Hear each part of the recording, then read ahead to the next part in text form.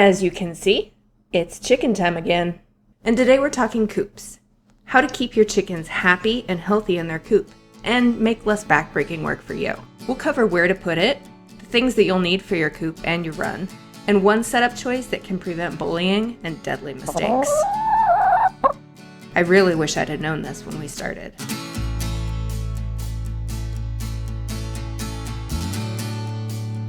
Now the first question, where to put it? To figure out where in your yard this thing needs to go, I think it's helpful to talk about inputs and outputs. Inputs are things that you'll want to build closely to for easy access. Water. Water is heavy. Your chickens will inevitably knock over their water like the buttheads they are, and it'll need to be cleaned out on a not irregular basis. Make sure that you've got easy access to a water source within hose dragging distance. And feed is heavy.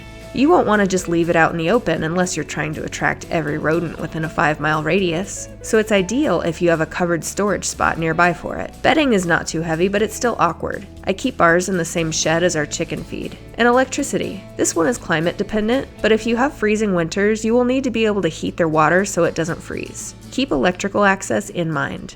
You're going to want to think about outputs too. Poop and used bedding. If you're a composter, keep the coop as close as you can to your compost pile. Or keep a nice wide path between the two so you can get the poo to where it needs to go. Eggs, hopefully. These aren't a huge issue with size or anything, but it's nice when they're easy to access from your house. Plus, keeping things nearby also lets you keep a closer eye on your hens. Noise.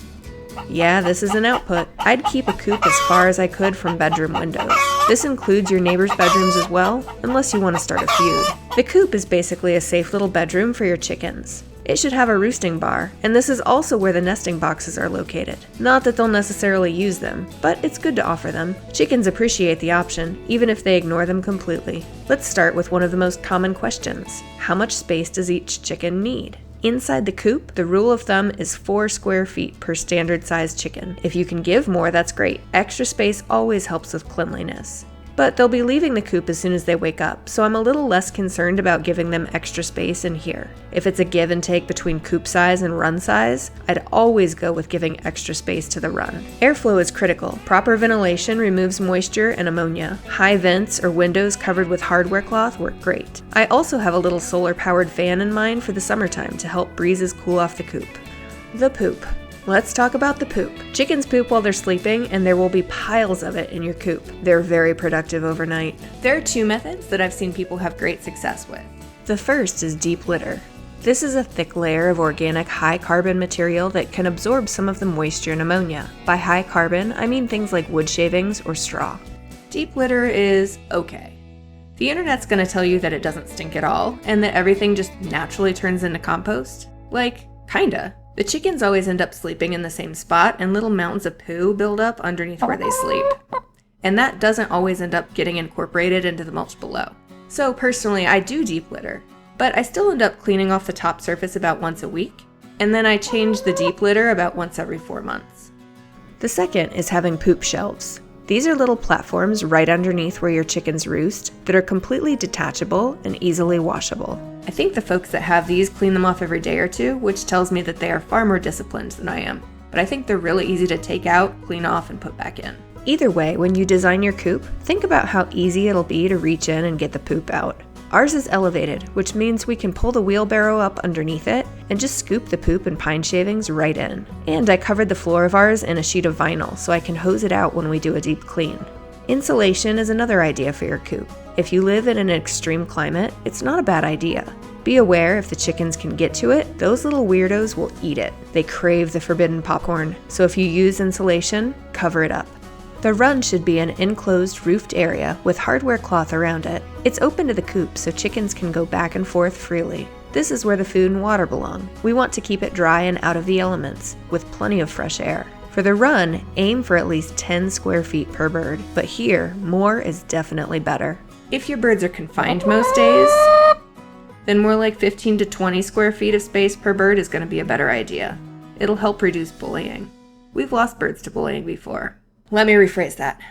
Our flock killed one of our new birds when we introduced them. She didn't have enough space to get away from the bullies. Chickens can be ruthless, so when in doubt, design the run way bigger than you think you need. Since crowding is one of the biggest causes of stress in flocks, you could also try free ranging. Free-ranging gives chickens more natural foraging and better mental stimulation. Many flocks thrive with a hybrid approach. Chickens live primarily in a run, but they're allowed to free-range when someone's home to supervise, or during lower-risk times of the day. There is no one right answer.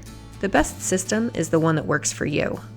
For your run, use hardware cloth instead of chicken wire so that predators have a harder time reaching your birds. I've heard horror stories about raccoons reaching through chicken wire and grabbing chickens. I also recommend digging down at least a foot and embedding the hardware cloth below the ground. This will keep predators from being able to dig under and into your run. Runs can help with biosecurity. Our girls get kept exclusively in their run when a bird flu outbreak happens close to us. And it also helps them keep away from other dangers. Like we have a big yew tree in our backyard, which the berries are poisonous. And one of our chickens did eat yew berries once. So when the berries are in season, we just keep them inside. One thing I particularly love about our run is the water collection. We have a gutter off the back of the run that leads to a leaf eater and first flush system, and then into a 200-gallon tank. We have our waterer connected to a small line from the tank, with a float controlling the water level. And during warm months, we've got this valve open. This lets our water be completely automatic. During the winter, we have to shut it off to keep it from freezing. And during bird flu outbreaks, we use indoor water to minimize the biohazard risk. But for the rest of the year, it's nice to not have to think about water.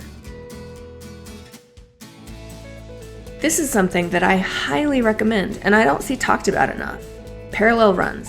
So having another small coop and run near your main one. Having a parallel run gives you flexibility when things go wrong, and eventually they will. Here's a few situations where a second run is invaluable. If a bird needs to be isolated, you don't want to put them back inside the main coop and run where they might be bullied or spread illness. A separate run allows for recovery while still giving them fresh air and sunlight. New chickens should never be thrown directly into a flock, and this is not a figure it out as you go kind of situation. A parallel run lets chickens see and hear each other without making any physical contact. And you can keep this setup going for as long as you need to while the hens get used to each other. This reduces aggression and makes integration much smoother. Secondary runs are also perfect for a mama hen and her babies. The large flock can still see them and get used to them, but it gives the babies protection from bullies. These runs don't need to be fancy or huge. They're just a separate spot ready to go when an emergency happens. Okay, let's just finish up A-roll, huh? We just need to finish up A-roll for you?